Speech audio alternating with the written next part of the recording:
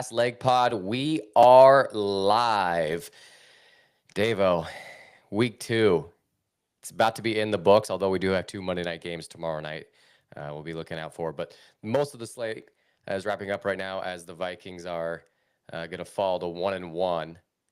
We went through this last week where we started a little early as the Ravens were pounding the Bills. I'm fairly confident in this one that Atlanta has zero chance to come back. They were thoroughly dominated tonight. You mean? Sorry, the Vikings have zero chance to come back. They were thoroughly dominated tonight by the Atlanta Falcons. Your thoughts? Well, I mean, what was it? We almost had the game with no touchdowns, which like never happens. Like without that Algier touchdown run at the end, like both of these teams. I mean, the Falcons. First of all, this game. Let's start this game right now.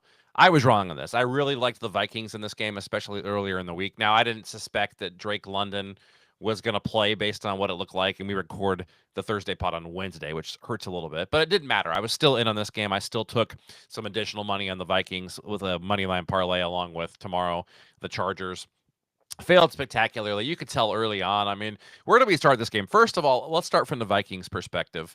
JJ McCarthy looked awful. I mean, I know he's a rookie, but I mean, it's his first home start. Fine. He's at home though, right? I mean, Penix has only played, 9 or 10 games more than he has. I mean, McCarthy missed a wide open walk-in touchdown in the second half. He missed a wide open Justin Jefferson to move the chains. One time he couldn't even get the handoff off in time. He took the wrong route to the frickin' running back earlier in the first quarter. I mean, the bobbled snap may not have been his fault on the 4th and inches, but just all night couldn't make a play. I mean, didn't held the ball too long, which is common with a young guy. So I'm not going to be too hard on him.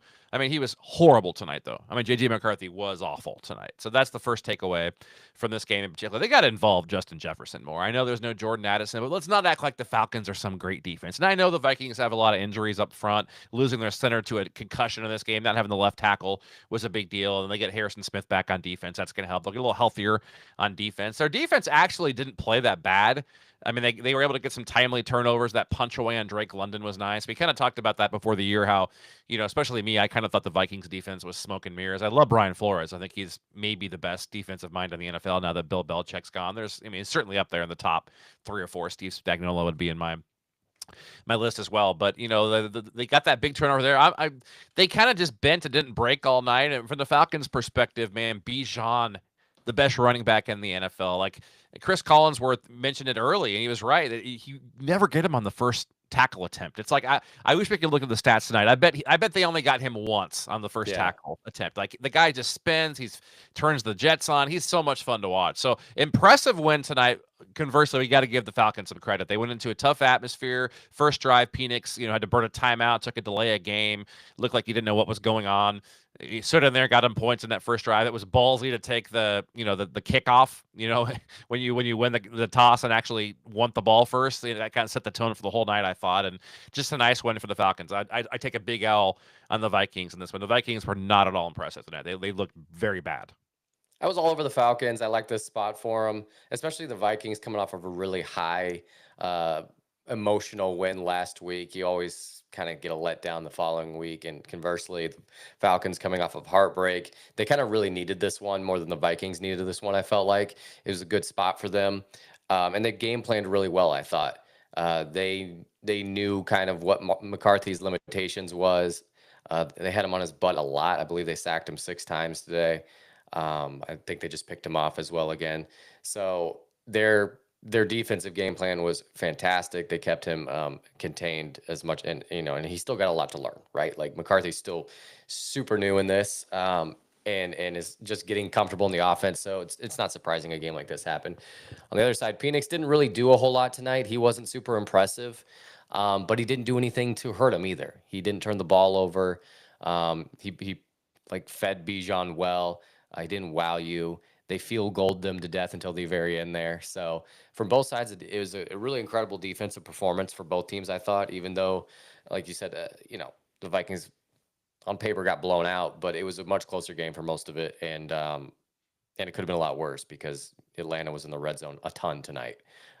They lived in the red zone all night, and they held them to field goals mostly. So we'll move on past that game. It was pretty tough game to watch if you're an offensive fan. It It wasn't was the most boring. entertaining game in the world. There were a ton of entertaining games today on the slate, though. That Yeah. we were complaining last week that almost every under hit. I think almost every over hit this week. Yeah. There was an offensive explosion. It was one of the great witching hours in that noon slate today that I've ever seen. I think between the Cowboys and the Dolphins game and a couple Colts and others. Broncos and Yeah, the Broncos game. that They was all came late. down to the Sorry, that was wire. late. My bad. Yeah, but a bunch of games that came down to the very end. Let's start with the Bengals and the Jags. It starts with Burrow going out early. He gets an early touchdown, You stay uh, but healthy. but then he goes out with a toe. It's really unfortunate, with the lack of investment they've made on the offensive line. You got to protect. You got to protect the guy that gives you a chance. And they just don't. Year after year, we see this with Burrow that he goes out early in the season. Now, this looks like it's just turf toe, but that's an I think it could be injury. surgery, it sounded like, bro. I mean, it sounded like Yeah, early that's December is what I that's an heard. injury that could linger for if it's one of those that you could play through it, or if he does end up getting surgery, he could be out for multiple weeks, and there goes I the think he's season. back like week 9 or 10 the way it Then the sounds. season's over because you're not gonna with that defense. And credit to Jake Browning, he had a hell of a game today with that comeback, but you're not winning long term with him. Well, I was gonna say Jake Browning. Well, at the end, we'll do our 3 winners and 3 losers here. And thanks for watching us live tonight. I mean, he didn't make the 3 winners, but they lost the game. But he looked good out there, man. He really did. Like, and we saw this, unfortunately with Burrow going down, he just can't stay healthy. It's like some of it's just lack of offensive line, some of it's bad luck, and some of it just maybe he's not one of those guys that can hold up and stay healthy for long stretches. But Browning came in, looked good. I mean, fed T Higgins and had that nice touchdown to our boy number 5 there. Or to not, I meant to say Jamar Chase earlier. T Higgins, T. jeez, Higgins, yeah. T Higgins with that touchdown that killed you and I in our DFS today. We were gonna cash easily, and then freaking T Higgins, the Jaguars run into each other like the Bad News Bears. Wrong sport, but same idea. I guess Little Giants before they got good. That's a better analogy. Great flick, by the way. Love Icebox on the annexation of Puerto Rico. Shout out to that screenwriter out there. But yeah, Jake Browning came in and looked good. I do think you're probably right that the season probably is over for them without Burrow, but I actually think Browning has got a chance to make a lot of money in free agency. Like, this seems like a great chance for him to prove he's a guy that the Saints could get, or whoever. Like, there's enough teams in the NFL that need a quarterback that this guy be a guy that gets a big contract. We've seen it before with guys in the past. Even the first guy that comes to mind for me is old school in the 90s. But like, you remember Elvis Gerbach had a Oh season yeah. where he stepped in and the Chiefs gave him all that money. Like, could this be kind of, a Browning's chance because of injury to come in and guide a team? So I wouldn't completely rule these guys out for the season. I know we're talking more about this game, but on the other side of the ball, It like, all let's talk. depends on how long that injury. If it's Yeah. 6 to 8 weeks in that division and the teams you're going to play and that Well, defense, no yeah. chance. No chance. On the other side, how about Jacksonville, man? I mean, like, Liam Cohen is this guy. Both running backs look good, and we saw what he did with Bucky Irving. Like, both of these Yeah. two running backs look really good. Brian Thomas really didn't do anything again, which was surprising. But I mean, Travis Hunter continues to play both. Trevor Lawrence is doing just enough. It's not pretty. Jacksonville's defense on the lower end of average or high end of bad probably is where they lay in the grand scheme. But they play in a weak enough division where Jacksonville's a fringe playoff team, possibly. I mean, they could win that division. I mean, the point is that's a winning team today. It was a nice effort for Jacksonville, and as somebody who used to live there, I love seeing the Jags 2-0, and I hope that city will support them, especially with the stadium renovations, because they really have not done a great job historically of supporting that team. Yeah, I don't know how to feel about this Jags team yet. I'm not overly impressed with their defense. Like you said, Trevor Lawrence did not look great today. Did you see the clip of Cohen on the sidelines yelling at him? By the way, Jags lost today. I don't know. They're 1-1. They're not 2-0. That's what I said. Oh, wait. You just said they were 2-0. Oh, I was talking about Cincinnati. Sorry. Oh, okay. I was like, wait a second. Jacksonville. Yeah, credit to the Bengals for getting to 2-0, especially under the circumstances. Like, this could have easily been a game. They can still win that division, is my point. Yeah, for sure. Yeah, of course. Yeah. But credit to the Bengals for this could have easily been a game. The Jags had that lead 4 different times. You're It right. changed hands a lot. So like that could have easily been a game that you go, okay, Burrow's out. this is not going to be our day, right? But they kept Right. fighting, they kept fighting, they kept fighting, and they found a way to win.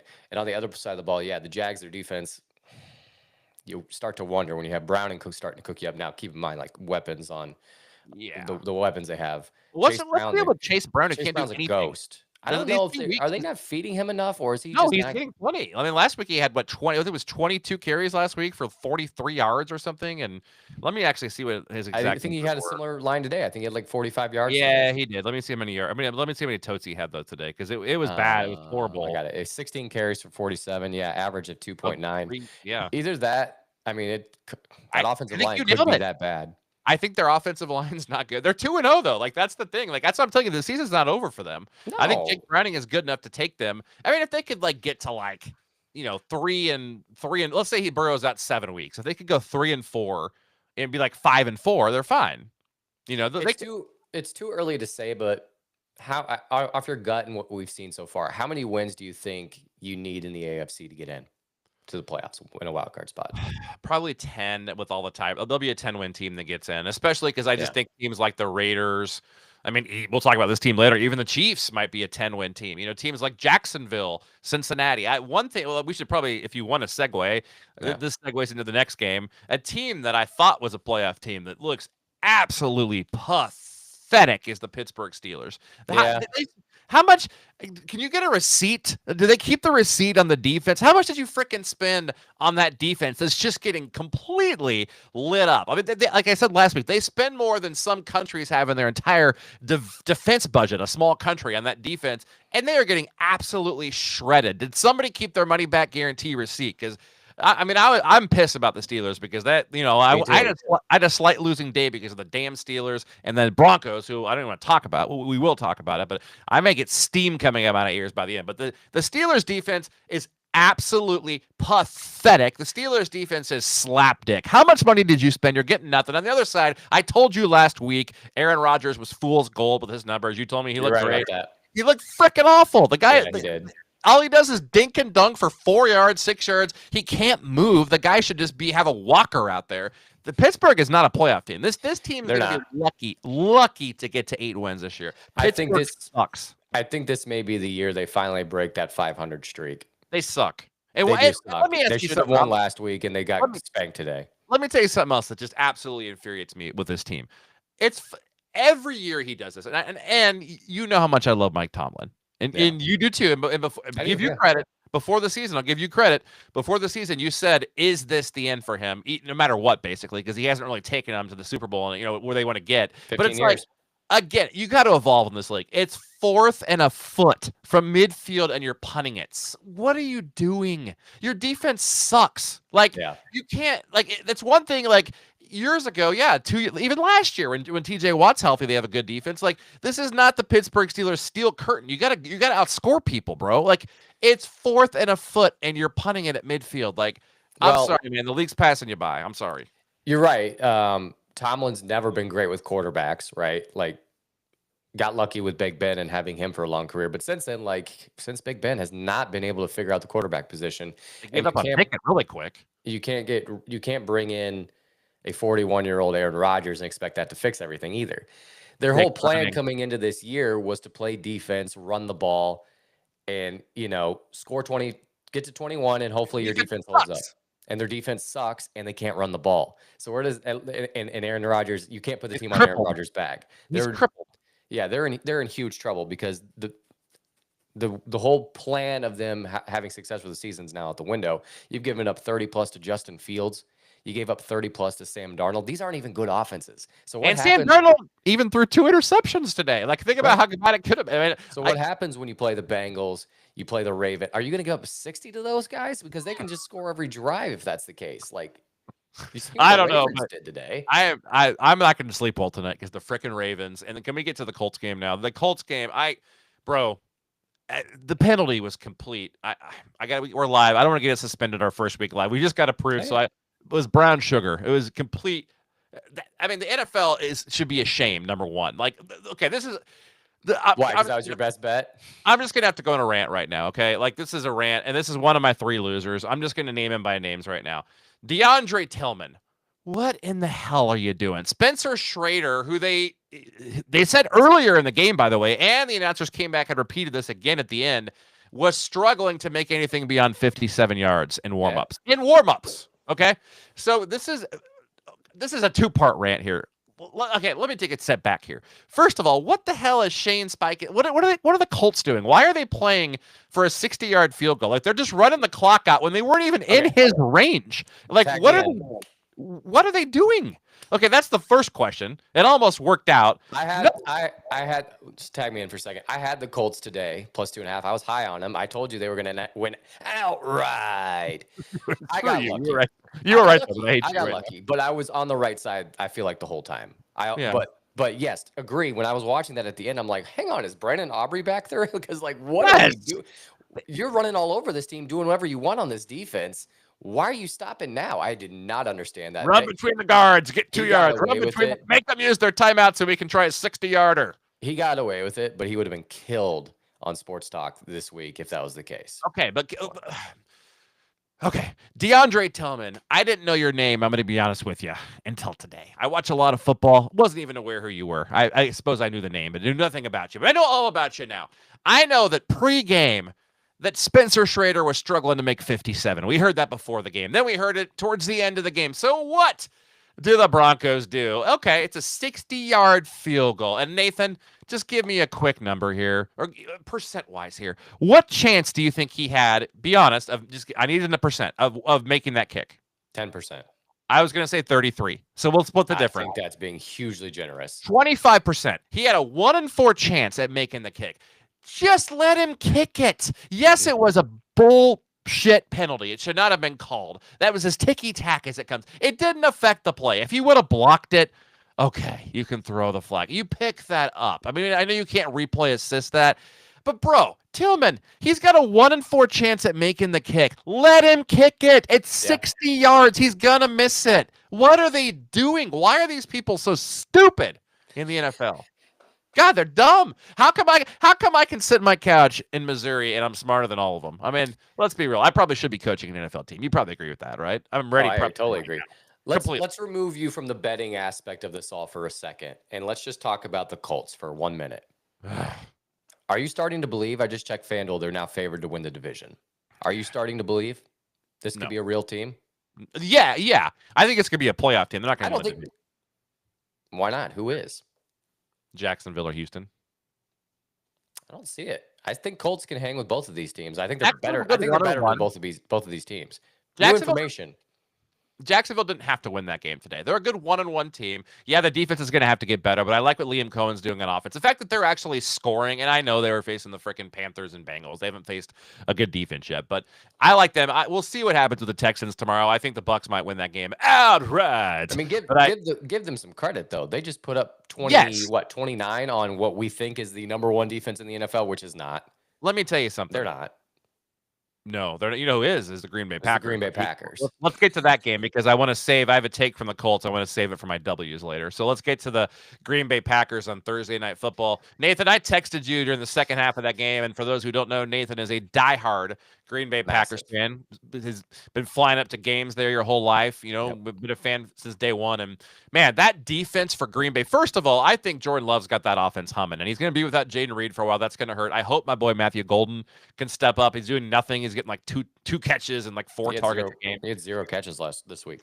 2 targets, yeah. Or was it? Did he have 0? That's 2 targets. That's what it was. 2 targets, no catches. And then the week before that, he had 2 catches. Yeah, but like, you know, Wicks seems like the guy there that's stepping up. Whatever, it doesn't matter. Dobbs is fine. I think the Packers offense is so good right now. It's fine. But what I want to talk about is just how Micah Parsons changes everything. Like, even if Bro's just rush into passer on 2nd and 3rd down, like he changes the entire game. And that defense was already good. And I checked, Nathan, you'd be proud of me.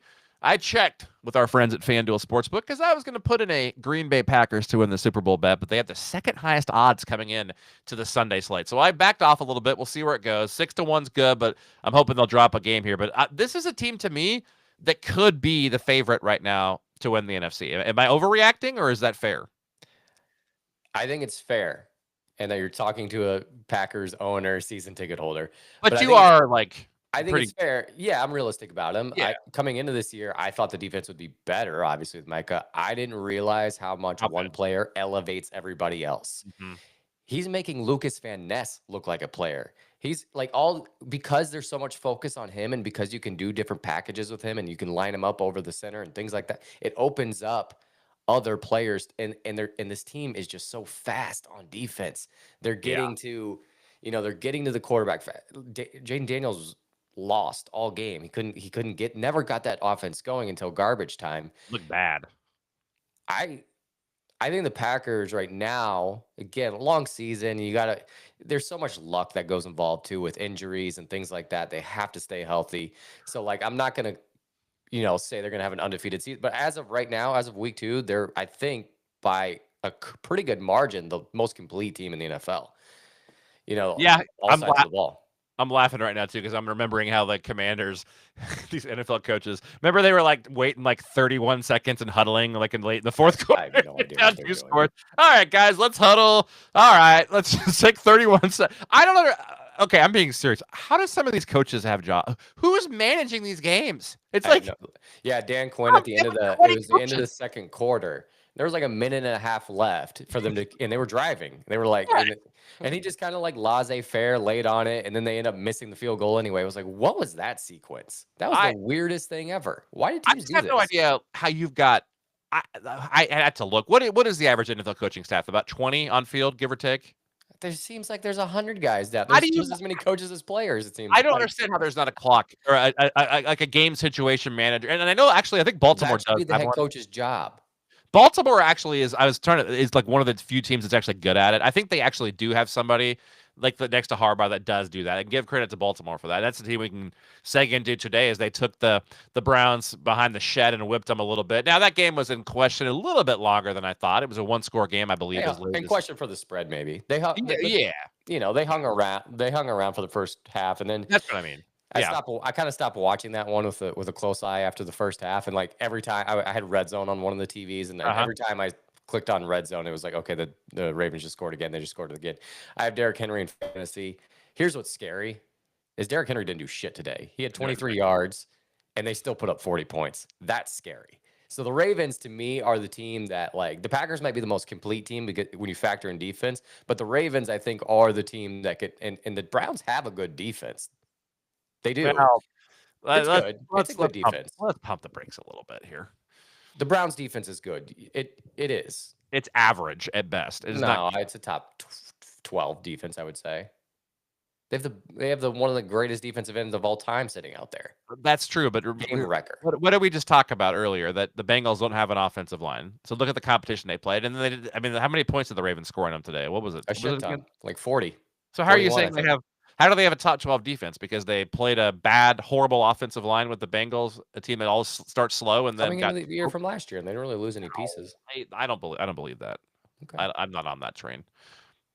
But that's PFF fair. it after the end of the week, and we'll see where they're at. But To be fair, you've probably had a better week than I have. You've been your I've had a take. great week. Yeah. If you told me this week you made money, I was 2-1 in college. I was 2-1 today with my best bets, and I personally was 5-1 today on the things I actually bet. So yeah, I'm crushing.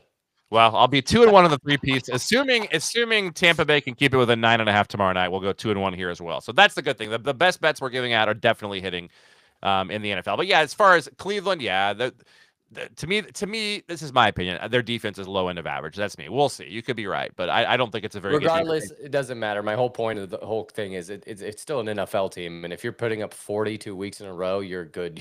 and your running back basically took the day off today.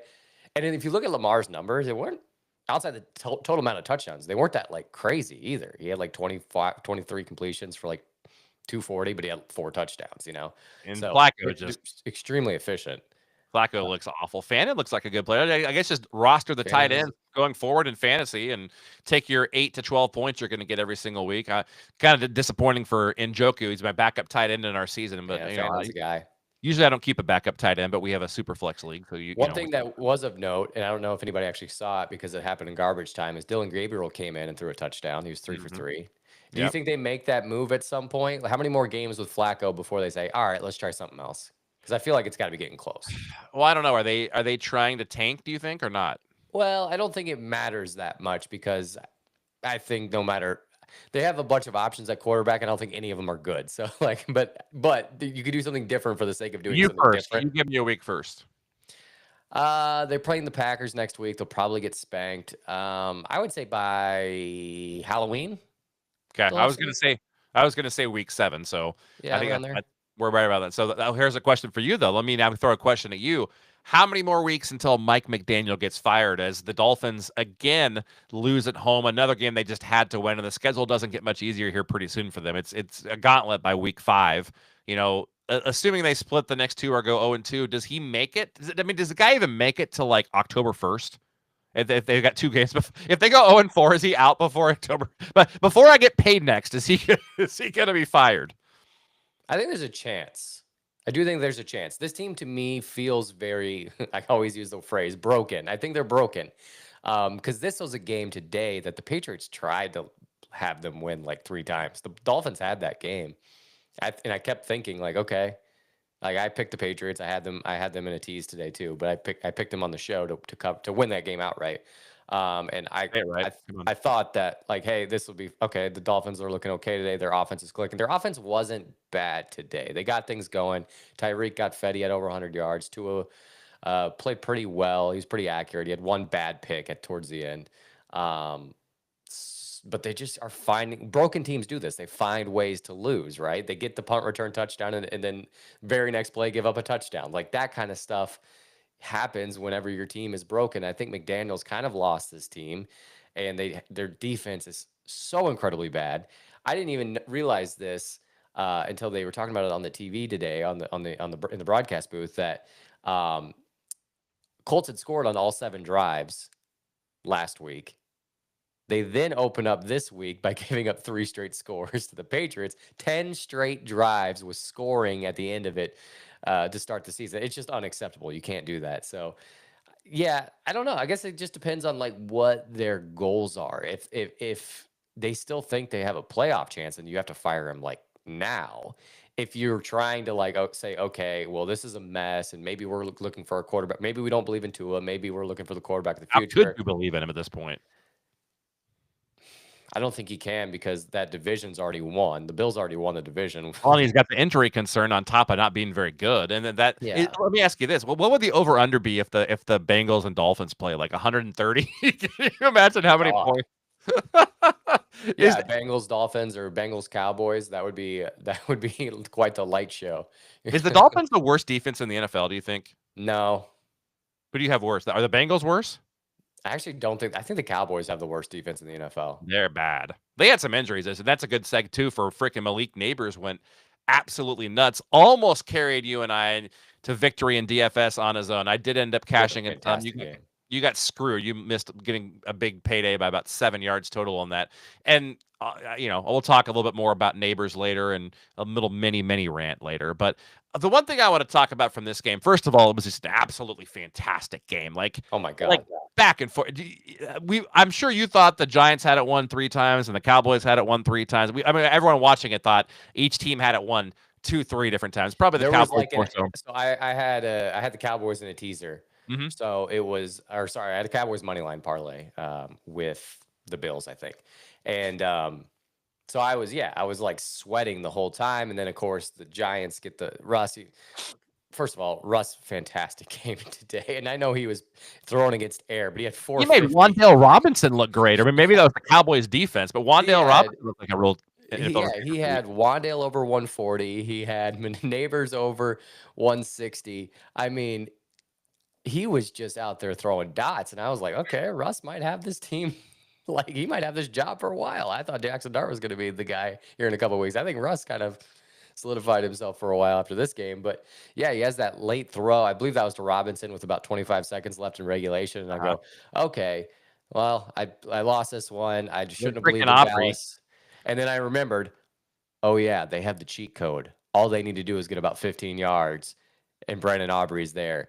And let me just give you 1 minute on Brandon Aubrey. If I was starting an NFL franchise today, and then let's say I just had a draft, right? And every team drafted, so it's all equal. I think Brandon Aubrey's one of the top 5 players on my team I draft. I think Top I 5 get him. rounds.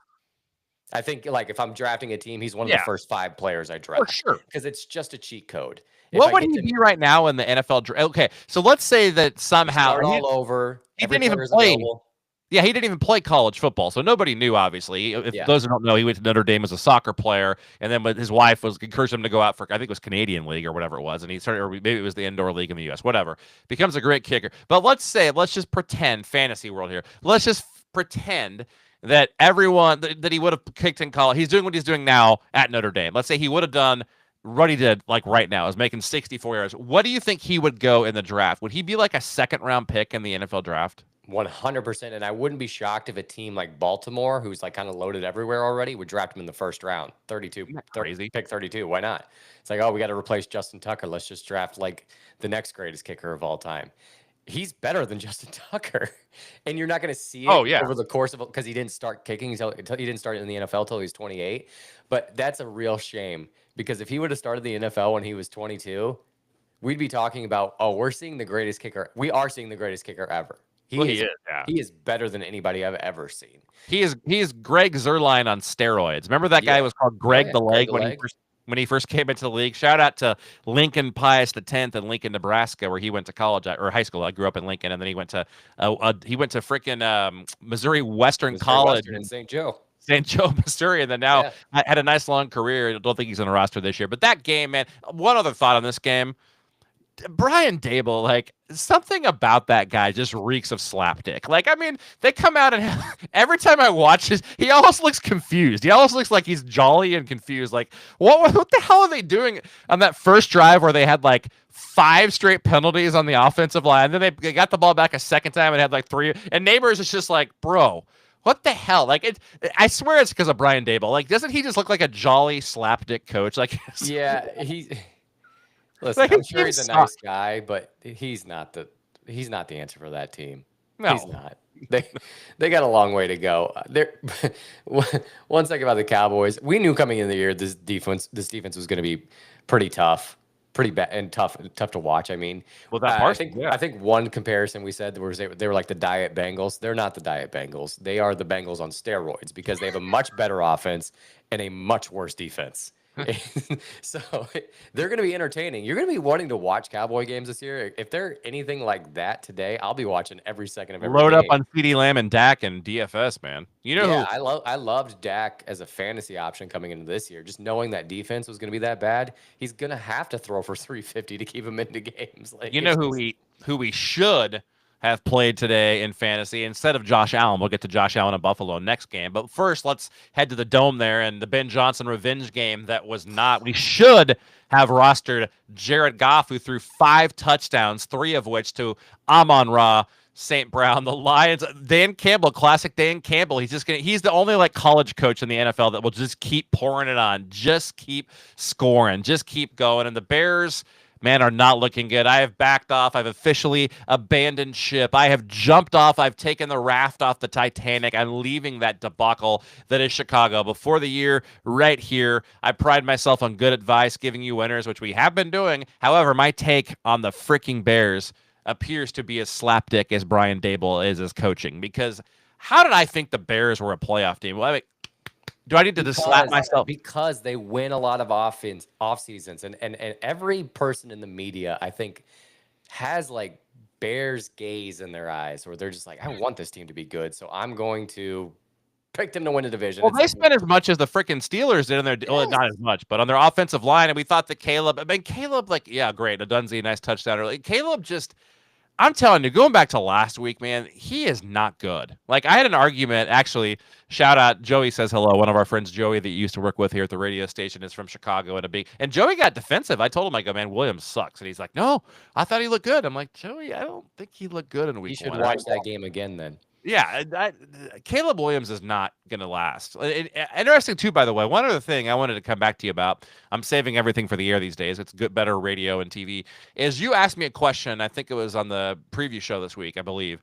You said to me, Dave, when do you know when a quarterback is not gonna click? What is it? What year or what game is it? And I told you I thought maybe a year and a half. So interesting. Did you happen to see the clip of Tom Brady being asked that exact same question this week? No, what did he say? What was his response? So I forget what show it was. Tom Brady was asked that exact same question. It was Callan Coward. That's who it was. It was with Coward, and he asked him, the same question. And Tom said, well, because Coward was the same as you and I, basically. He was basically saying, like, I think by Thanksgiving of the second year, if it hasn't clicked for the quarterback, you have to think about going a different direction. And that kind of was my answer. But Brady kind of shook his head yes. And I'm like, oh, he's going to agree with him.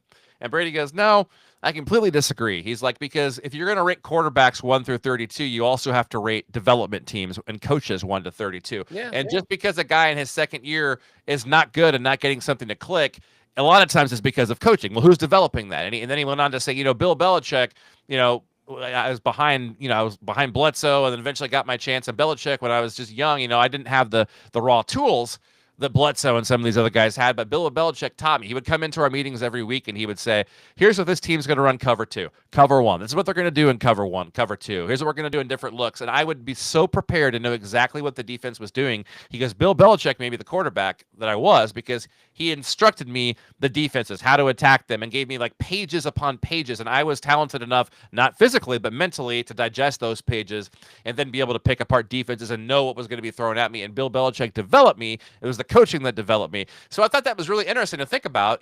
With Caleb Williams, there's less. Now he's not going to have any excuses if he had a horrible coach last year. But I mean, and Ben Johnson is like the quarterback whisperer, we think, or an offensive whisperer, we think. So I think the point in that is I think we probably need to give Caleb to the end of this year, maybe into early to mid next year, with maybe give him a year to year and a half with Ben Johnson. But the early returns have not been good. Now, admittedly, this game, I didn't watch it very close in the second half, so maybe he looked better in the second half. But shout out to the Lions. They looked really good. I still think their defense is not that great. That's probably going to be the downfall. Aiden Hutchinson obviously makes a big difference, but it was good to see them humming again at home, and I think they reminded people, the Packers, not so fast. We're still in the picture, although I do think Green Bay is probably the team to beat in that division at this point.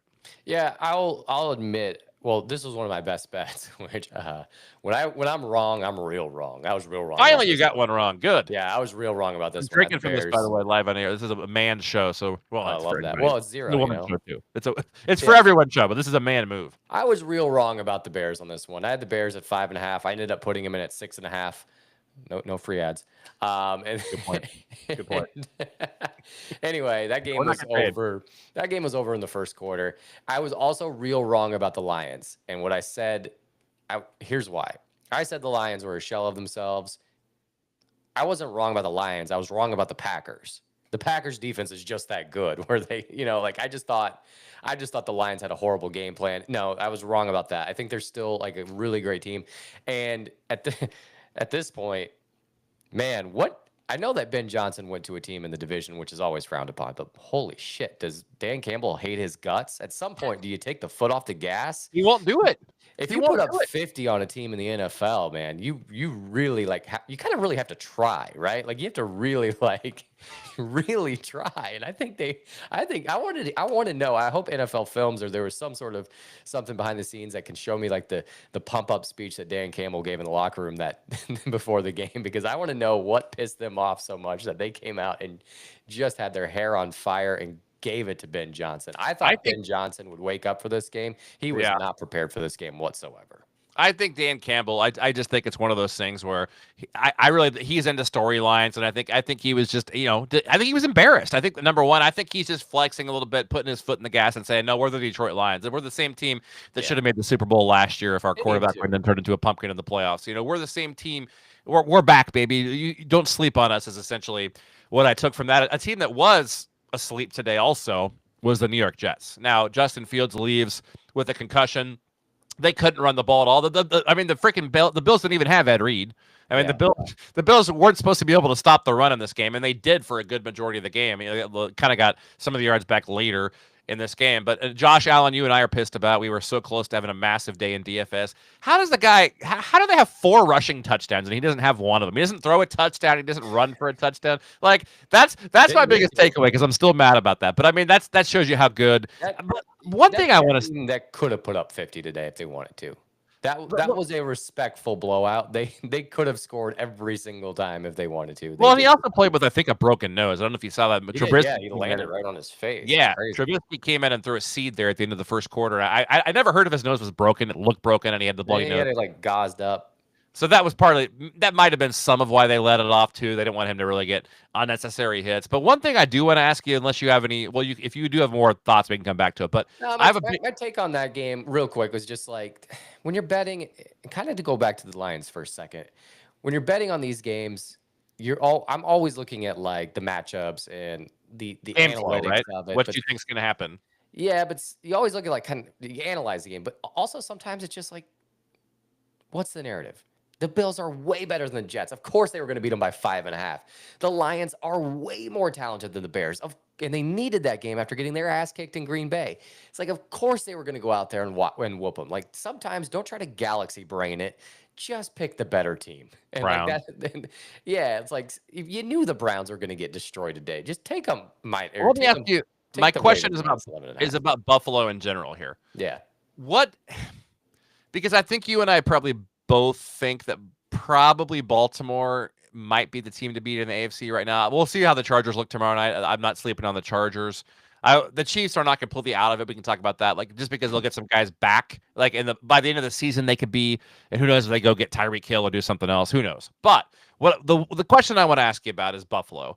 Where are we at with Buffalo? Because to me, this team is, and they're hurt on defense. They're going to get some pieces back. They're going to get better. Right now, this is like an okay defense, right? I think they could end up being like a borderline good defense. But here's my question. Here's my concern with Buffalo. Is this team, and the answer is yes last week because they pulled it out against Baltimore, which I don't know how that happened still live on the show. But do they have enough weapons? Is Keon Coleman and Shakir, and I like Cook, but I mean like Kincaid, like Knox, like none of these guys are.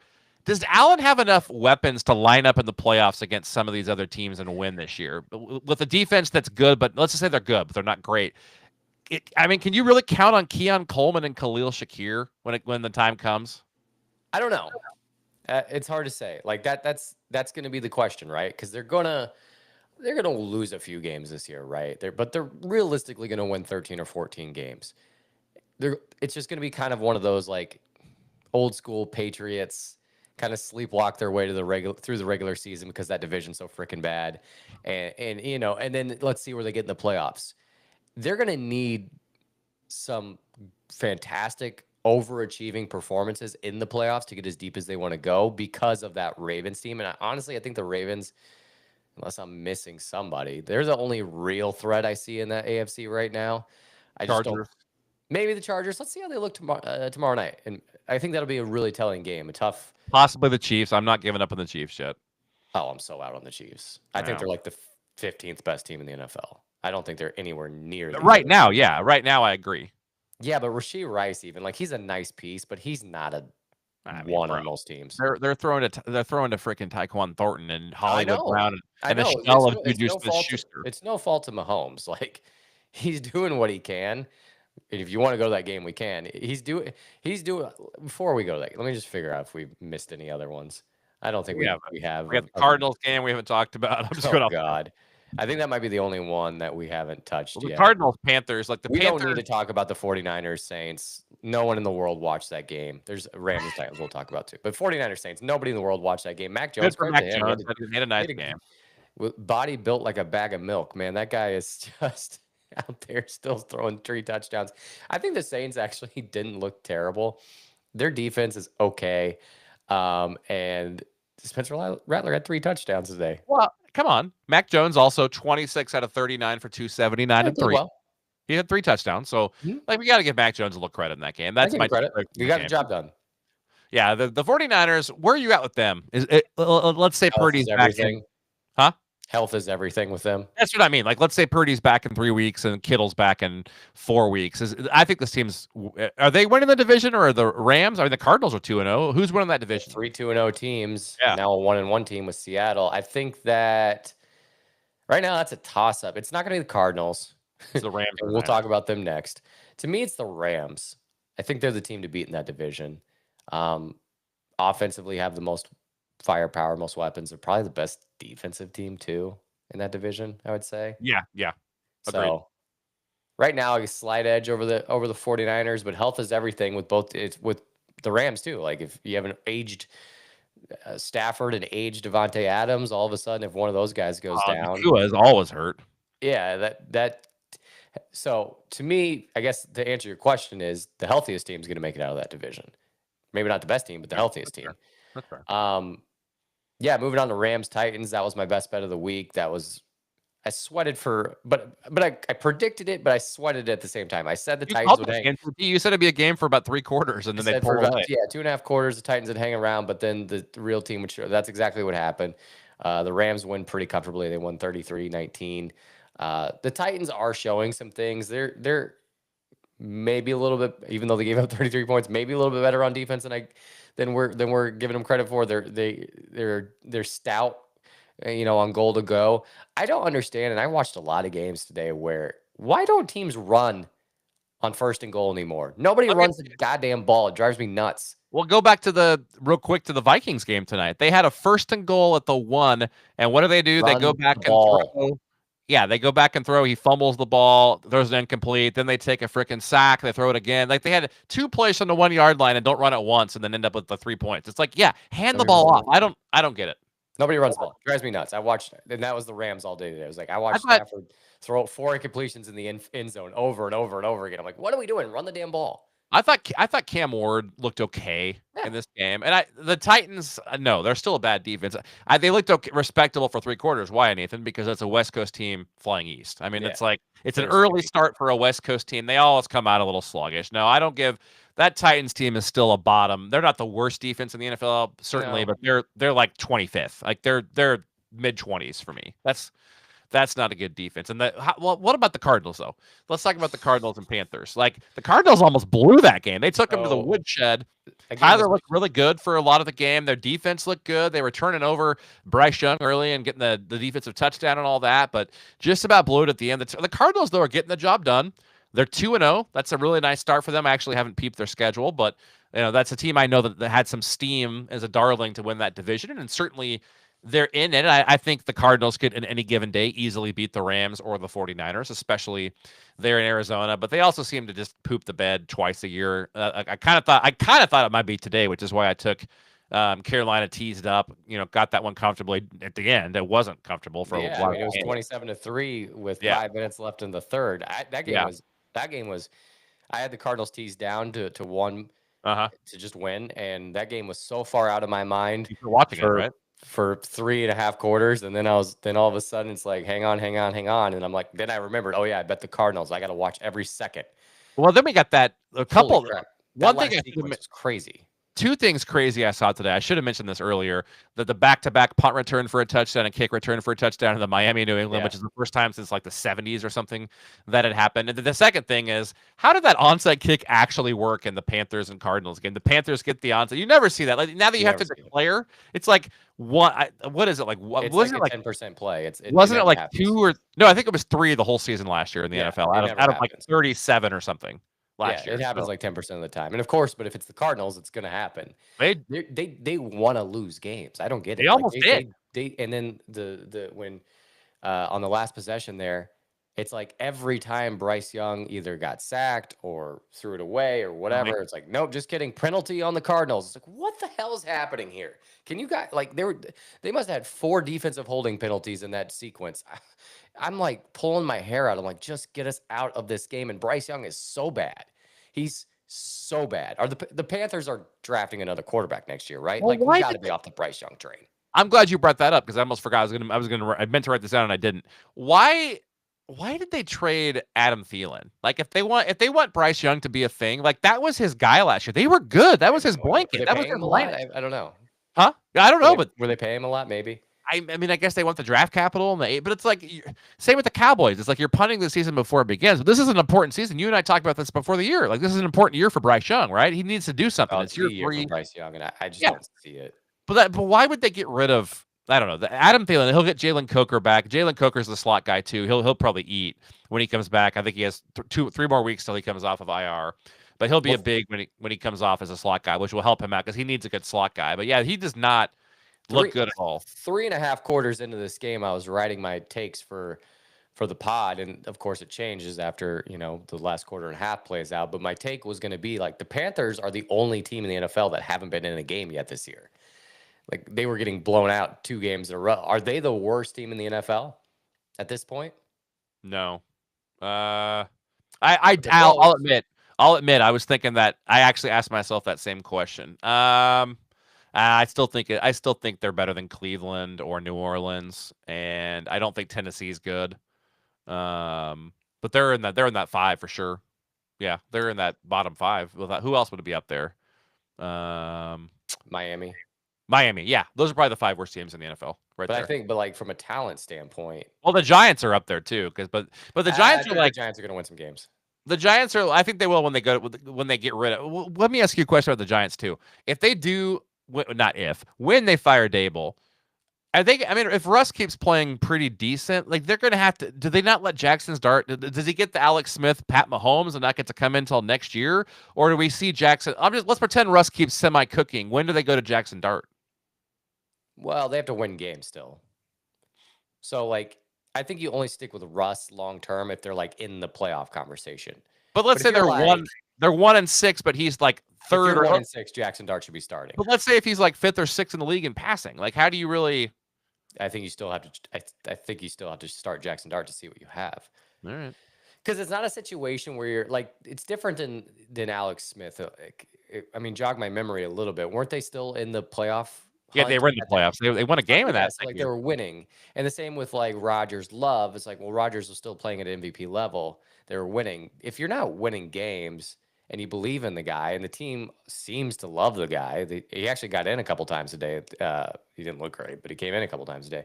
I think he'll get in if they keep losing. Now, if they are 4-4, I don't see him coming in. And I don't see any. I think Russ, like as much as we knock him and as we don't think he's a Hall of Famer anymore, all those things. I still think he can be a great mentor for Jackson Dart, and I think there's value in him watching him play for a while to see and learning from him. So if I'm the Giants, you're not going to make the playoffs this year. So I'm not in a rush to get to him, but I do think that like if I had to bet on it, I would say it's probably like -300 that he starts a game this year. Yeah, I'm trying to see if we missed it. Did we miss any games? No, let's hit Eagles Chiefs. That's the last one. Yeah. Wow. That's the last one of the day. Eagles Chiefs. That was one of my best bets of the week. Eagles money line. How are you feeling being in Kansas City? What's the temperature right now? Panic, of course, because that's what fans do, especially NFL fans. Here's where I'm at with the Chiefs right now. A lot to say about this. First of all, they just do not look right on offense, and they don't have their number 1 and number 2 receivers, and they knew one of them wasn't going to be here. But I still, and you just save it for later. You're going to tell me I'm wrong, but I think if Worthy had been playing their 1-1 right now, and people are a lot less concerned, I think they win one of these 2 games if they have Xavier Worthy out there. I thought the Chiefs offensively, we saw Mahomes miss a wide open, which I've never seen him. He looked like freaking J.J. McCarthy tonight. I mean, he missed a wide open Thornton for a walk-in touchdown in the second half. We saw the Chiefs probably win this game if Kelsey catches the touchdown pass that hit him right in the hands in the end zone that the Eagles then pick and take back to almost midfield and go down and score. Kelsey dropped another one. It was a little bit tougher catch, but later like Mahomes is carrying this team as best he can. He's running over guys. With 2 weeks in a row, we've seen him run all over the place.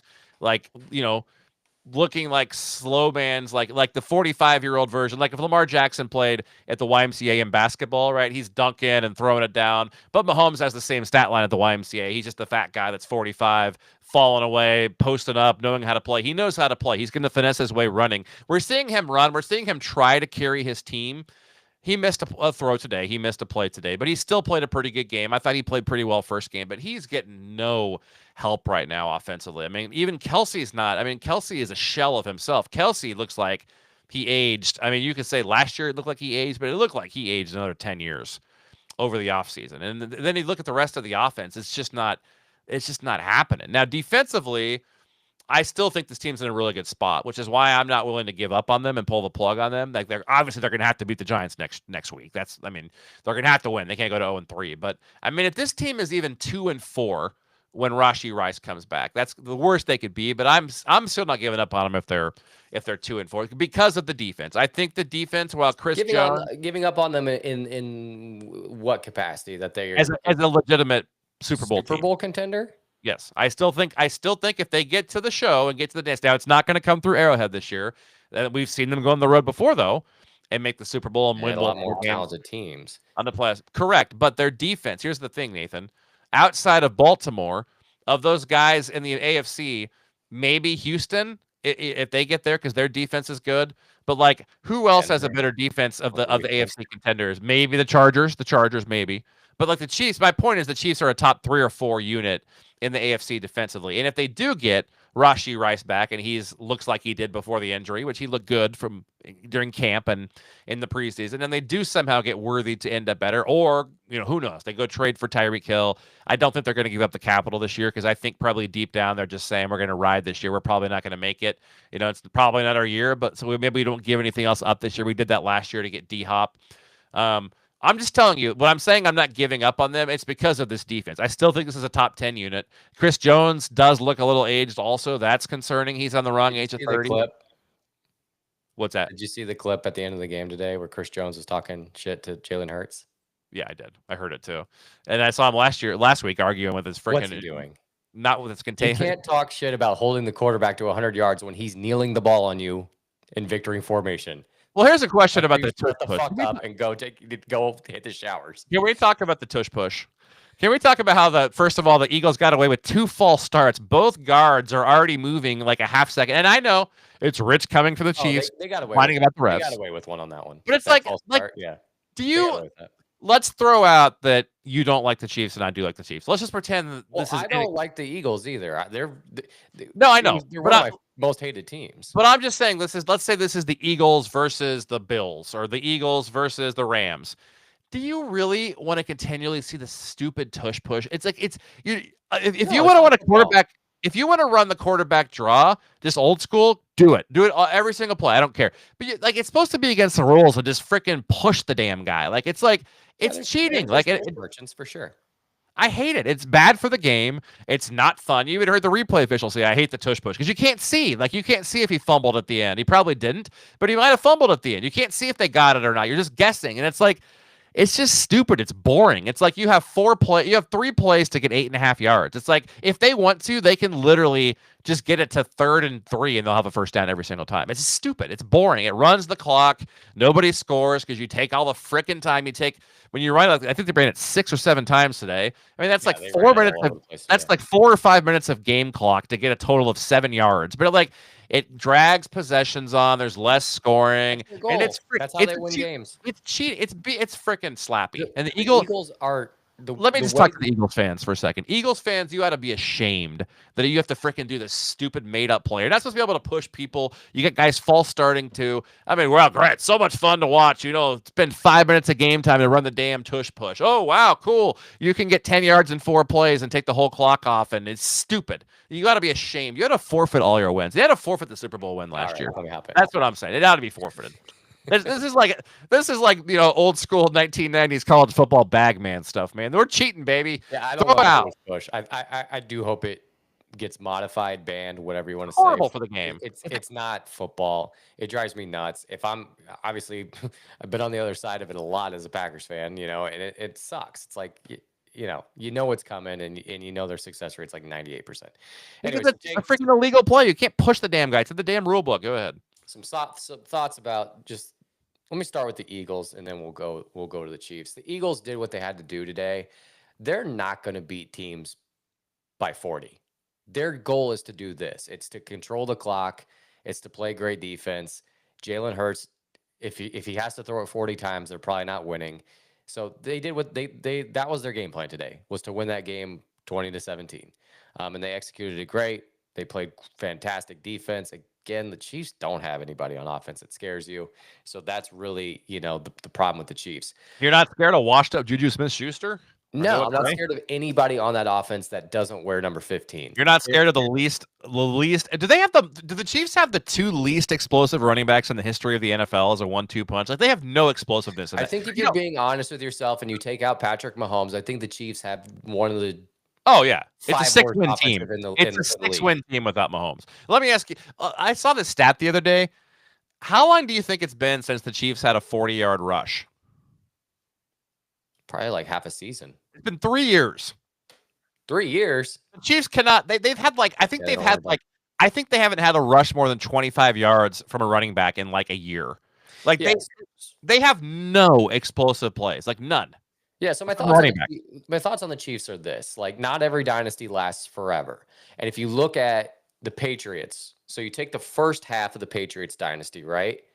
And then you have a second half that happened like 5 or 6, 7 years later. That's what's happening with the Chiefs right now. This iteration with Kelsey is done. He should have retired. He is not. He's gonna here. We can do new heights this week. You play Jason. Travie, tough game today, wasn't it? Yeah. I got to be better. I got to be better. We already know that's going to happen. And he does have to be better if they're going to have a chance, cuz he's the only guy on the team that's like, but nobody's scared of him anymore either. He's just not, he's slow, he's old, like he should have gone out with some pride last year. I don't know if he has enough in the tank to really put it on for a long playoff run this year. So my thing about the Chiefs is there's just not enough talent on the team to keep up with other teams. There's so much talent offensively in this league right now, and you have to be able to outscore people. You can't just play there. Like the last time, it's been since 2018 that a defensive head coach has won a Super Bowl. Not that Andy Reid's a defensive head coach, but like my whole point is like they can't rely on just defensive alone, because if you can't score 28 to beat Baltimore, you're not gonna, or Buffalo or Cincy or whoever. So this iteration I think is done. Do I think they still have a chance to make the playoffs? Absolutely. I don't think they're gonna win division, but they could still make a playoff run because you have one of the greatest quarterbacks of all time And a still good there. defense. It's still a good defense. And they have a good defense. But unless they get some help at receiver and at tight end, I just don't see how they outscore Running back is a running massive, back. Yeah, massive so problem. They just have they can't run the ball because it's like yeah, it's like 3 Playing- yards. 3 playing the yards. Giants is a great, like, looking ahead to next week a little bit. Playing the Giants next week is your classic get right game. Like Well, if they lose that, it's over. I mean, like the if they season's lose that, over. it's over. But Yeah. but that should be a get right game, and should be, you're playing a bad defense. Like, figure it out. Let's get some guys scoring. So anyway, the game kind of went how I expected. I knew it'd be close. I thought, at half, I thought the Chiefs, totally thought it was a 50-50 game. And then, Do you think if Kelsey catches that touchdown and the Chiefs go up 4 instead I of think it changed. I think that they changes win? everything. You think they win? I I do. I do. I think that changes everything. If they That's if what's they so get it. frustrating about it. Is same with last week. I mean, I think if Worthy doesn't go out last week, they probably win. Like, because the whole game plan was made for him to. It's just like I don't know. It's just like I feel like they should be 1-1 right now. And I think if they were 1-1, my last line on this one is I think if they were 1-1, people wouldn't be panicking as much. But yes, the offense does look broken, and yes, Travis does look like he's gotten a lot older. I don't know if there's need to, like, winning Super Bowl. I know for Kansas City, it might not seem this way. You guys must have amnesia from the past 50 years before this dynasty. But winning Super Bowls is really freaking hard. It Did it doesn't go to 5 out of 6? Yeah, it does. This isn't real life. You're in a fantasy world right now where, like, the Chiefs just make it every year. That doesn't happen. Are you saying if today was a fairy tale? Is that what you're saying? I am saying that. I am. Taylor Swift mentioned for those who Yeah. don't know. All right, let's get to three W's and 3 L's. Last thing, it's just really hard to make Super Bowls, and you have to have a really great team, and it's not just about quarterbacks. Speaking as someone that watched Aaron Rodgers play for 20 years, like, you need more than the quarterback. And yes, they have the defense, but they don't have the weapons to get it done this year. All right, what are we doing? We doing look ahead lines let's do winners and losers for the week. So why don't you start? Give us your 3 winners. 3 winners. Number 1. I've always liked this guy. I mean, the guy was booed the night he was drafted. People said, why would they take him there? Why would this guy went to an Ivy League school, basically, in the ACC. Why would they choose Daniel Jones? Well, Daniel Jones, better late than never, my friend. I've always liked him. He's a gamer. He plays hurt. I think he was dealing with the ineptitude, obviously, of the Giants that we saw on display today and as various times. If you ever just turn the TV on a Sunday, you'll see it. But Daniel Jones, 2-0 now.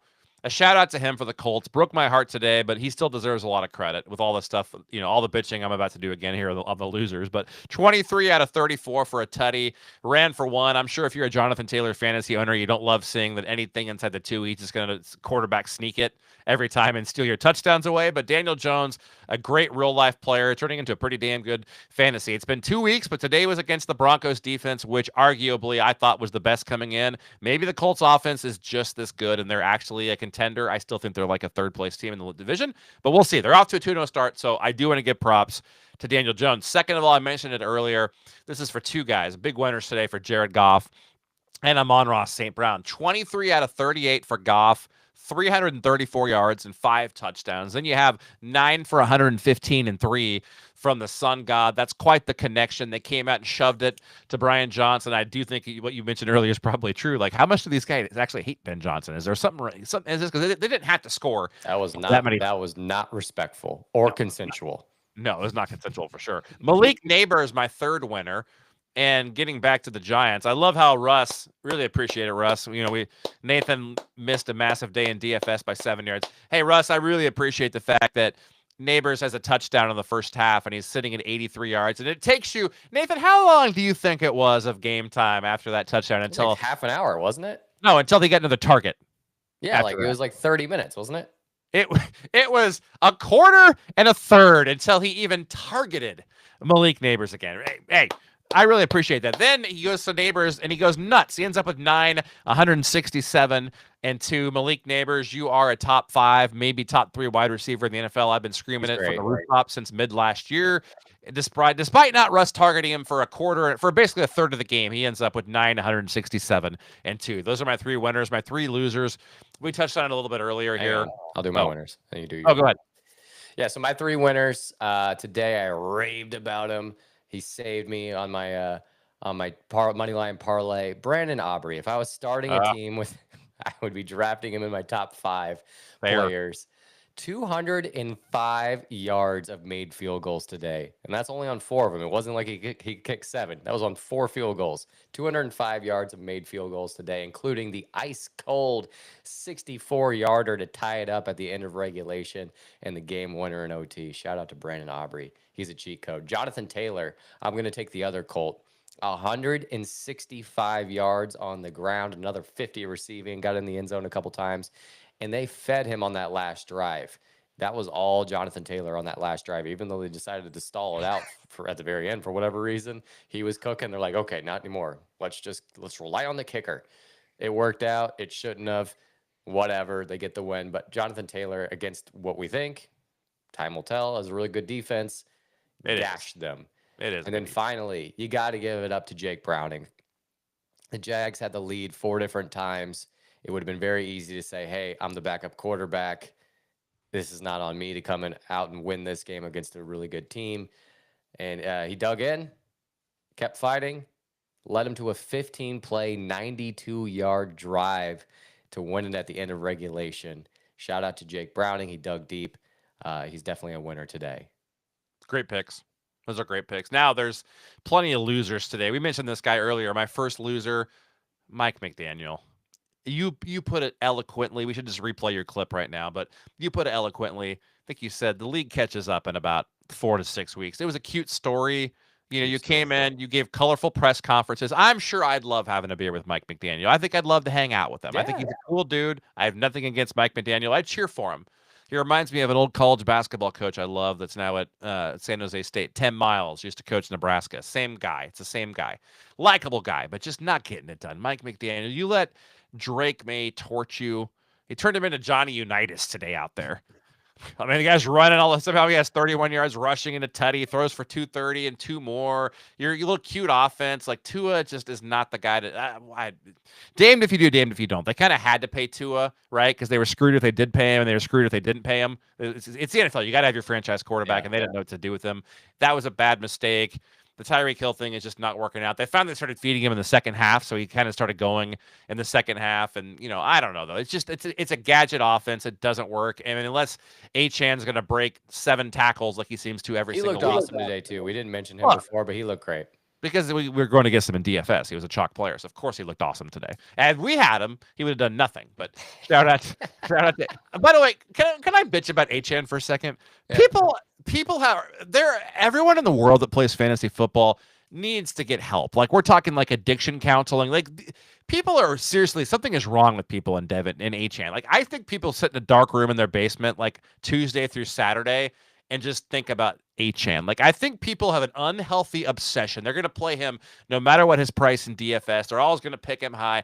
People are obsessed, and that includes Mike McDaniel. And maybe he's a good player. Yeah, maybe that's part of the situation. But some people out there, I don't know what's going on, but you need to call them the hell out. Neighbors. I expect a text from you every week that says we're starting Malik Neighbors this week. So.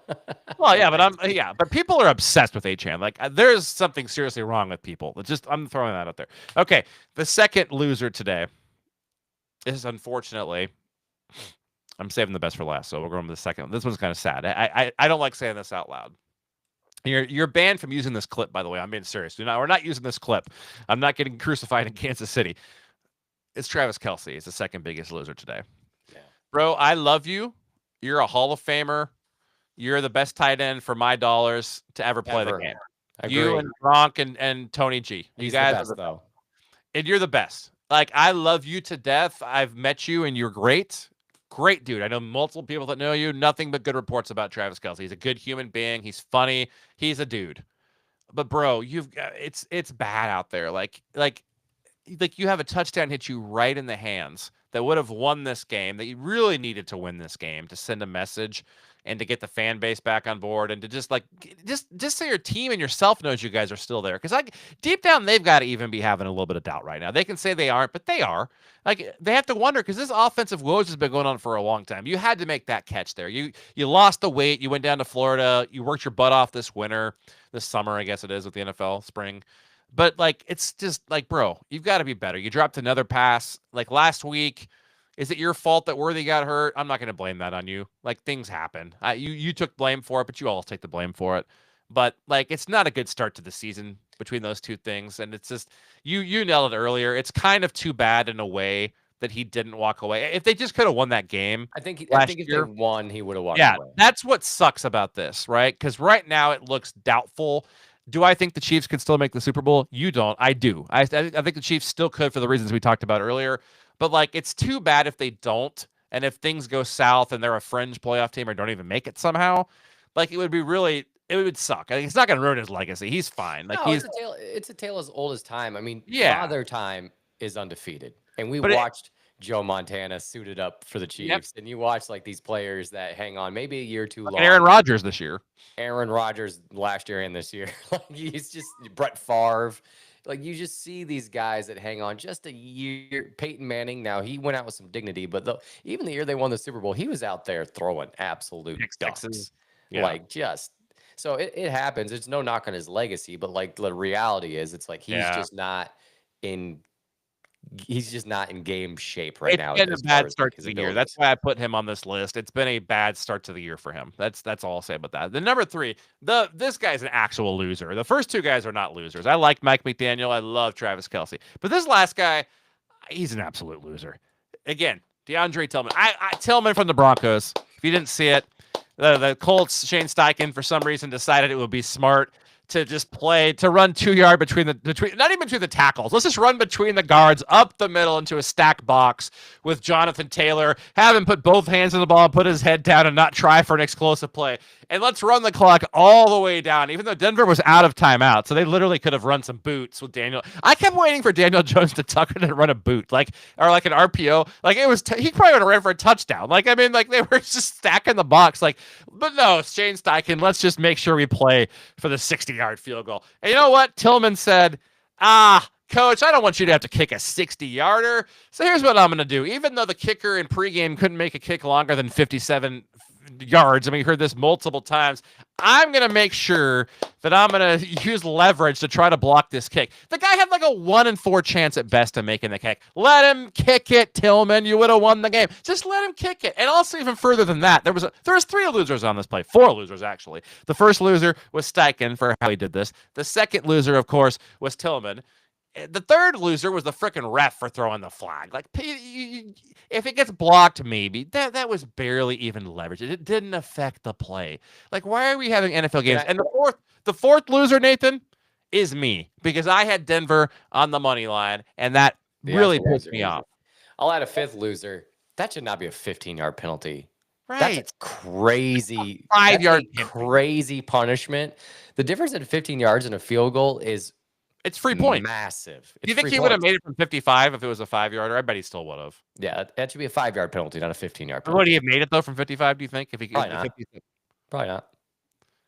Let me ask you one last question before you get to losers. Should they have thrown the flag there? By the letter of the law, if you want to be ticky-tack, it's a foul. But do you think if the kick wasn't blocked, should that have been a penalty?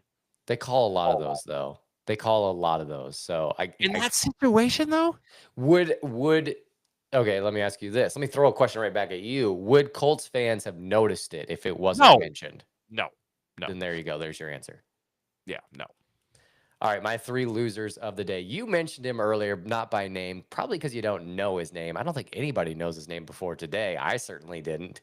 He is number 55 for the Giants. He is their left tackle who had 4 penalties in a row on the opening drive. I've never seen anything like that with my eyes. I don't know how they just didn't cut him right there on the spot. This guy had 4 penalties in a row to start the game. His name is James Hudson. And then he was like getting into an argument on the sidelines with the coach. And I'm like, dude, you're the one that's the problem here. I've just never seen anything like that with my eyes. So I wrote him down as one of my losers before that game even got going. I was like, this guy's going to be on my loser list today. Has to be. My second loser, the Steelers defense. Holy shit, this defense is bad. And it's not like, oh, they gave up some points. No, the teams they're giving up points to. They gave them 34, or was it 31 to the Jets last week, 32 points to the Jets. They gave up another 30-plus today to the Sam Darnold. And they had 2 interceptions and still gave up mid-30s. Yeah, it's like this defense is just addicted to giving up 30 points. They play in a really tough offensive division outside of Cleveland. They're going to have some problems this year. I think if I had to put money on it right now, I don't know. Can you bet their win total for the rest of the year? I don't know if that's available, but I would say this is finally the year that they win less than 9 games. They get less than 500, and I would say I wouldn't say it's minus money yet. I'd say it's still plus money, but not a ton. I'd say Tomlin's seat getting kind of hot. He's out at the end of the year. A little hot. hot. He'll go somewhere and probably have success, but he's going to need a great OC. Maybe him and McDaniel can hook up somewhere. That could be interesting. And then finally, my last loser. I had him as a winner last week before he even played a game. I have him as a loser this week. That's Ben Johnson. You can't go back home. You can't go to a game. I know he's probably been game planning this game all summer. You know he has. And you lay a 50 burger. Did you forget that defense exists too? It's not just about the offense. You got to play a little defense too. And he just got destroyed against the Lions. They put him in a locker. Dan Campbell said, "Listen, buddy, this is my team." They gave him a swirly, dude. They gave him a swirly. That's what they did to him. He did. Ben Johnson took his underpants, pulled him over his head, shoved him in a locker, took him out, put him in the toilet, said, "Here, nerd." That's what happened. The Lions embarrassed the Bears today. If you're a Bears fan, I don't know what you're thinking, because here you are. Let's take it back 18 months, and you're like, "Oh, we got Caleb Williams." The future is now, blah, blah, blah. You got Ben Johnson coming in saying, "I can't wait to beat Matt LaFleur." In what world are you beating Matt LaFleur? It ain't going to happen for 2 or 3 more years, buddy.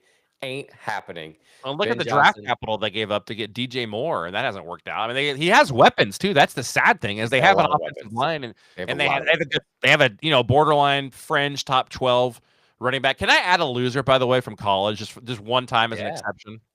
Can we talk about how much of a loser Arch Manning is? My God, bro. You go from like a Heisman. Come back another year. What? He's going to have to come back another year. I was going to say, you go from a Heisman candidate and potentially like going 1-1 or, top 15. Unless this guy like somehow magically turns it around in SEC, which, spoiler alert, he's not going to. They played with UTEP, right? UTEP. Yeah. And what did he have? 1 touchdown And he Yeah, had he's terrible. another interception in the red zone. All he can do is run these stupid RPOs. Texas is not good, and I think a lot of it's because of him. If his last name wasn't Manning, he would not be playing. No, I totally agree, and I think it said a lot. Him not playing last year said a lot. Yeah, Because Quinn Ewers wasn't good either. Yeah. And you're like, Yeah. if you have Arch Manning, why wouldn't you play? It's because he's not good. Yeah. So yeah, I know that I think it was his grandpa said that they were going to plan on him playing into his senior year, which everybody kind of scoffed at. It was like, why? He's going to be the number one pick. He's not. Nussmeier is, but and Kate Klubnik doesn't look good either. So there's a lot of like it's always interesting, and what I love about the game of football, because there is no nepotism. There's not Bronny James of football. You have to be able to play, right? So like, if just because his name is Manning doesn't mean he's going to get drafted high. He's got to be able to. This.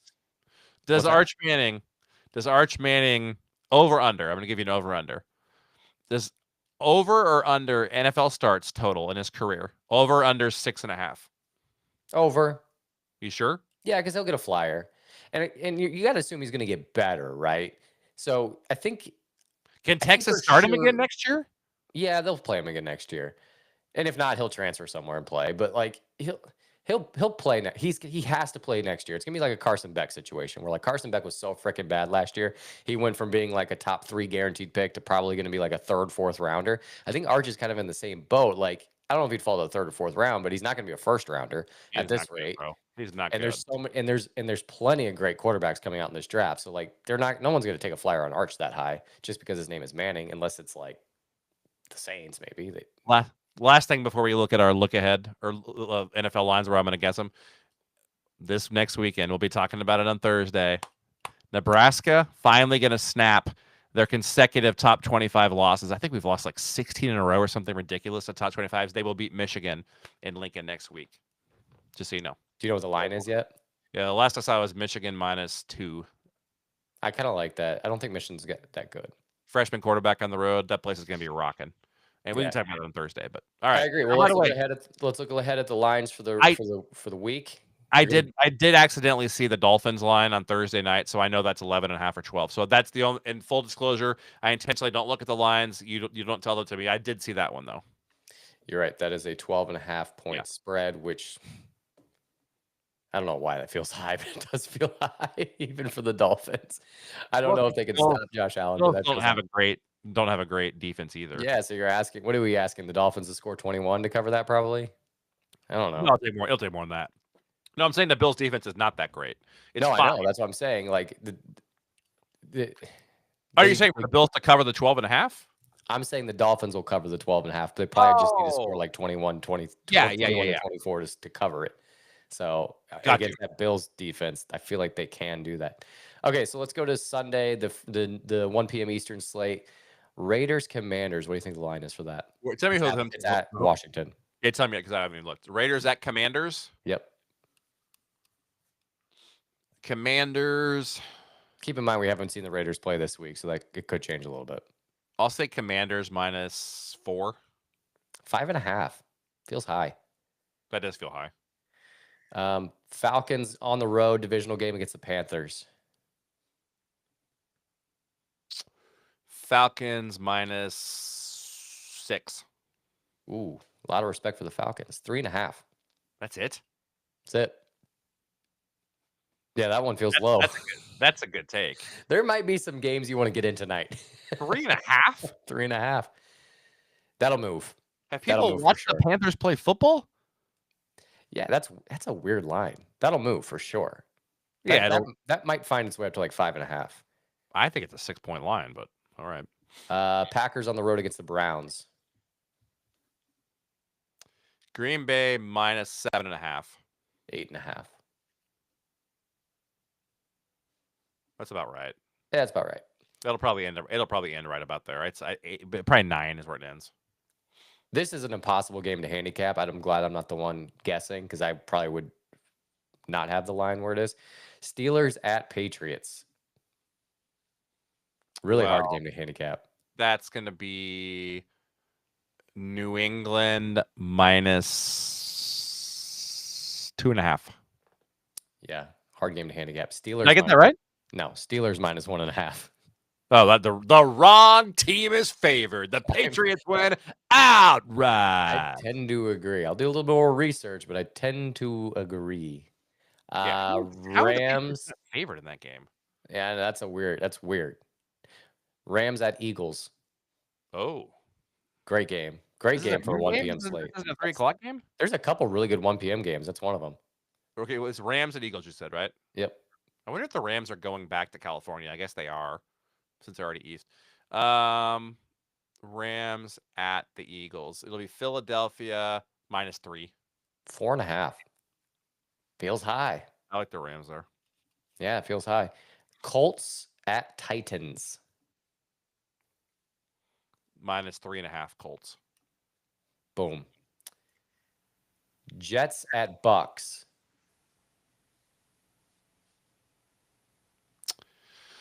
Well, assuming the Bucks win or play good tomorrow, Jets at Bucks. That will move the line, obviously, but we're looking at the opening lines. Jets at Bucks. Bucks -4. 6.5. Hmm. I don't think it'll matter what happens tomorrow. Well, is Fields playing? Do we think? Will he just clear probably not concussion. He'll probably be out, so it'll be Tyrod. Yeah, I forgot about that too. See, I forgot about that. That's about right. So that's right then. That's about right. That's a fucking great tease spot if you're the Bucks. Oh yeah.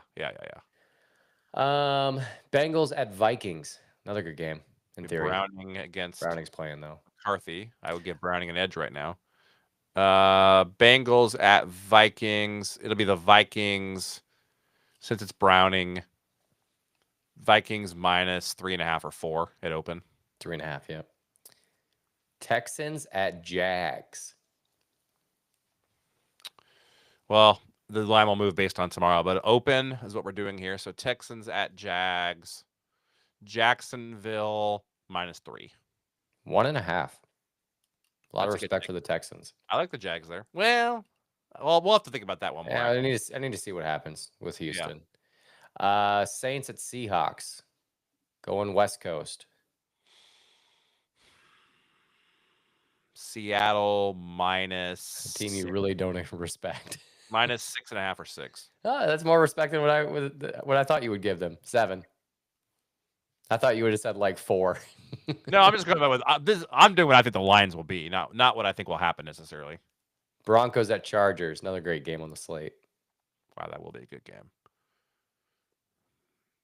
I'm gonna say it's Chargers -1.5. 2.5. Cards at Niners. Cards at Niners. Should I give you a? No. I'm gonna say minus Niners with Mac Jones -2.5. How long is Purdy out for? 2 to 5. Okay, that was what I was gonna say. Is Purdy's still gonna be out? -2.5. It's the Cardinals -1.5. What? Yeah, that seems like a good 49er spot. Yeah, this is where Kyler Murray poops the bed. Right, Yeah. right here. This is the place. Yeah, I wouldn't be surprised if that line flips. If you get it, if it ends up, I still think it'll be like a pick game, but I could see it going Niners minus. I mean, Mac Jones looked good today too. Mm-hmm. Yeah. The Cardinals, they're gonna lose. Like they're not gonna go undefeated. I mean, it's early, but they're not gonna. That's why I'm gonna lock that in tomorrow. Yeah, that seems. If you were to say like, hey, which team starts 3-0, the Niners or the Cards, you'd say the Niners, right? Yeah, I mean, Mac Jones is one of the better backups. You know, he's in the top 5 or 6. Jake He's Browning, competent. Yeah, up there too. I'm gonna go out on a limb and say you're not gonna be anywhere. You're not gonna be close on this one. Is this a Sunday night game? No, it's the Sunday afternoon premiere game. Bears at Cowboys. That's the premier game. Sorry, the other way around. Cowboys at Bears. That's the premier game of the week. That's the 4:25 game, the afternoon game. Yeah. The freaking over under is probably 150. Cowboys you said at the Bears. At the Bears.